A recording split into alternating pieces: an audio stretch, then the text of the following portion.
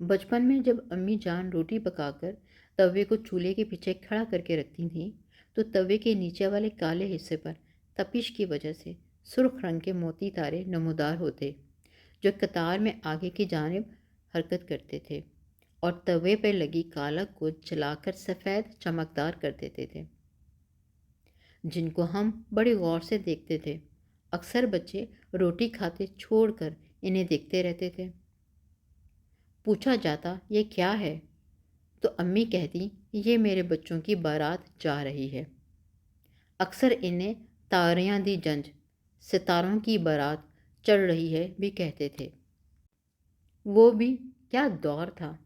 سب بہن بھائی چولہے کے ارد گرد بیٹھ جاتے، والدہ روٹیاں پکاتی جاتی، اور اگر کوئی روٹی پھول جاتی تو ضد کی جاتی کہ یہ روٹی میں نے کھانی ہے کیونکہ مجھے زیادہ بھوک لگی ہے۔